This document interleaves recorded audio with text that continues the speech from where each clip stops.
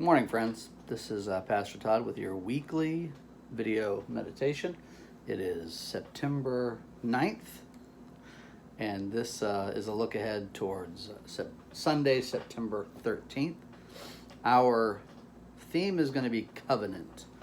You probably heard that word in my sermons in the past, and it may come to you as something you hear at a wedding. So covenant is between two people, or two, in this case, two parties that both pledge something. It's not a contract where somebody gives money for some services. It's a relationship between two, like I said, two parties. So God promises things to us and asks us something in return, and we have covenant in that way. And there's several in the Bible. Some people say there's 7 total and 5 main covenants. We'll be talking about those another time, all of them another time in Pentecost. But think of that term as I read this passage from Romans. This is Romans 14, 1 through 12. Welcome to the person who is weak in faith, but not in order to argue about differences of opinion. One person believes in eating everything, while the weak person eats only vegetables. Those who eat must not look down on the ones who don't, and the ones who don't eat must not judge the ones who do, because God has accepted them. Who are you to judge someone else's servants? They stand or fall before their own Lord, and they will stand because the Lord has the power to make them stand. One person considers some days to be more sacred than others, while another person considers all days to be the same. Each person must have their own convictions. Someone who thinks that a day is sacred thinks that way for the Lord. Those who don't eat for the Lord, and they thank the Lord too. We don't live for ourselves, and we don't die for ourselves. If we live for the Lord, and if we die for the Lord. Therefore, whether we live or die, we belong to God. This is why Christ died and lived, so that he might be Lord of both the dead and the living. But why do you judge your brother or sister? Or why do you look down on your brother or sister? We all will stand in front of the judgment seat of God, because it is written, "As I live, says the Lord, every knee will bow to me, and every tongue will give praise to God." So then each of us will give an account of ourselves to God. So we see in this letter to the Romans that Paul wrote, he's talking about the respective individual covenants with God. We'll talk about collective and individual covenants during the sermon time on Sunday. But consider before then your personal covenant with God. You know, there's biblical covenants, there's things we understand as a group of Christians, but there's things that you have promised in the past in your Christian walk, and ask God things in return. So try to get an idea or articulation of what your personal covenant may look like prior to our Sunday worship service. I'm looking forward to seeing you.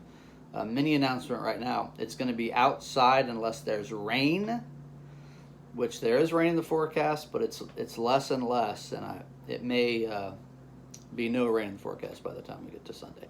If there's rain, we'll meet in the sanctuary for the first time if there's rain, so that's exciting. But you guys may not, several of you may not feel comfortable coming into the sanctuary, so certainly understandable. And if we can make a decision early enough, we'll call you. And unfortunately, if you make the drive and it's raining, you may run into the fact that you're faced with that choice, and you certainly can go on home, and I'll wave at you and say God bless you. So there's your look ahead. We also are about the business of raising our racial awareness, our racial sensitivity, given what's going on in our country. So your term to get familiar with ways of talking about systemic racism in America is power. So here's the definition in terms of race. Power is unequally distributed globally and in U.S. society, some individuals or groups wield greater power than others, thereby allowing them greater access and control over resources. Wealth, whiteness, that term will come up later, whiteness, citizenship, patriarchy, heterosexism, and education are a few key social mechanisms through which power operates. Although power is often conceptualized as power over other individuals or groups, other variations are power with, used in the context of building collective strength, and power within, which references an individual's internal strength. Learning to see and understand relations of power is vital to organizing for progressive social change. Power may also be understood as the ability to influence others and impose one's belief. All power is relational, and the different relationships either reinforce or disrupt one another. The importance of the concept of power to anti-racism is clear. Racism cannot be understood without understanding that power is not only an individual relationship, but a cultural one, and that power relationships are shifting constantly. Power can be used malignantly and intentionally, but need not be, and individuals within a culture may benefit from power of which they are unaware. That, of course, speaks to white privilege, and we'll tackle that controversial term another day. So there's a look at the power, the concept of power, and here is your challenge. Considering the relationship, the look at systemic racism has with this definition of power, I challenge you to go back and, again, you can use your Google search, whatever search engine you want, and look up history of racism. I just want you to get familiar with one event in American history, one big event that speaks to how the overarching culture, usually, mostly, certainly comprised of white people. So, considering power and who is holding it, and how it was used in a historical event. Black Wall Street, you can put in Black Wall Street, and there's many other events. We've got to let go of our desire to be comfortable in this regard. We need to be challenged by this in order to grow, and certainly to understand what we are called to do as Christians. It's a kind of a coy, cute phrase, but we certainly do answer to a higher power.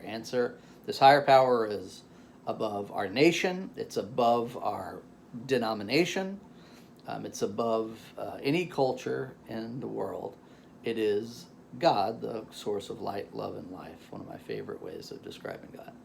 So there is your look ahead and your challenge in your development of racial awareness. So I look forward to seeing you. Remember, it's in the parking lot, unless it's raining. We'll be inside the sanctuary. God bless.